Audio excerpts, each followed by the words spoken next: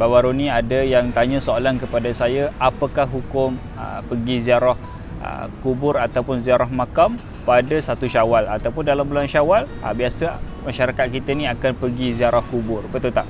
Jadi apakah hukum dia? Jadi kita kembali kepada basic balik, bagaimana kita tengok sesuatu bila mana berlaku kematian. Apa maksud kematian?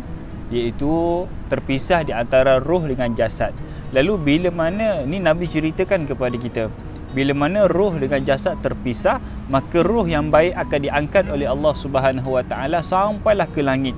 Maka ketika itulah kata Nabi, bila mana roh yang baik diangkat ke langit, ke semua para malaikat bertanya-tanya, siapakah roh yang baik itu? Kerana sangatlah wangian daripada roh yang baik, kerana dipakaikan dengan pakaian syurga dan sebagainya. Bahkan bila mana roh naik ke langit pertama, langit kedua dan sebagainya, semua para malaikat tertanya-tanya siapakah roh yang baik itu, dan dipuji oleh para malaikat dan dipuji oleh Allah Subhanahu Wa Taala. Lalu apa yang berlaku di bumi? Di bumi berlaku ada proses diumumkan kematian, dimandikan, dikafankan, maka nak dibawa ke tanah perkuburan. Ketika itu roh tidak ada dalam jasad, yang ada hanyalah seketul jasad sahaja. Maka bila mana jasad itu nak dimasukkan ke dalam liang lahat, ketika itulah Allah menurunkan roh itu ke dalam jasad yang dimasukkan dalam jasadnya. Sebab itulah kata Nabi, orang yang telah mati mereka boleh dengar derupan kaki-kaki ahli keluarga mereka yang terakhir sekali yang meninggalkan mereka. Dan mereka bila mana dimasukkan roh dan dimasukkan ke dalam jasad mereka, mereka boleh melihat siapakah ahli keluarga yang menemaninya, siapakah ahli keluarga yang bersusah payah nak menguruskan jenazah dia, siapakah ahli keluarga yang duduk di hujung perkuburan tengah bercakap, tengah main phone. Sedangkan orang yang mati, mereka mengharapkan satu sahaja daripada ahli keluarganya, iaitu bantuan doa, bantuan dari surah Al-Fatihah dan sebagainya. Mereka mengharapkan benda-benda begitu daripada kita. Tapi hari ini kita tengok nak hantar orang ke tanah perkuburan, tapi ada yang main phone, siap boleh buat selfie, siap boleh buat story dan sebagainya. Ada tu di antara kita siap mengumpat lagi di tanah perkuburan, sedangkan ahli keluarga tu sedang dalam keadaan nak jumpa dengan malaikat Munkar dan Nakir.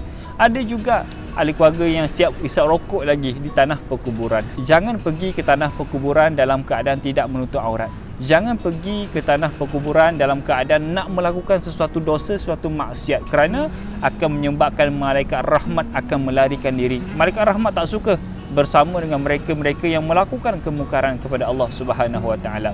Lalu bila mana dimasukkan roh dalam jasad, ketika itulah akan datang 2 orang malaikat akan bertanyakan soalan dan sebagainya. Lalu apakah hukum? Soalan asalnya, apakah hukum ziarah kubur dalam bulan Syawal? Hukumnya sunat. Hukumnya sunat, dapat pahala, kerana ziarah kubur ni kita tahu apa makna, apa matlamat daripada ziarah kubur.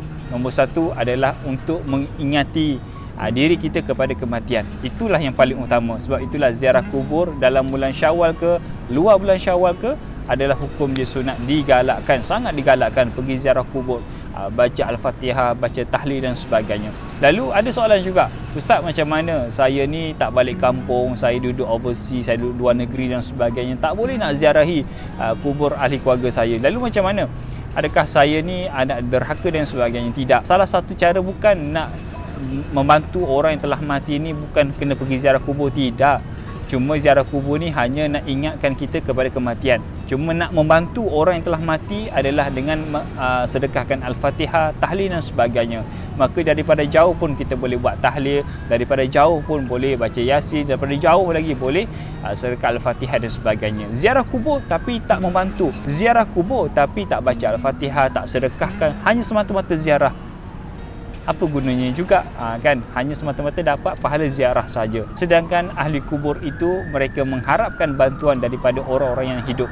Orang-orang yang masih hidup, mereka mengharapkan bantuan daripada kita.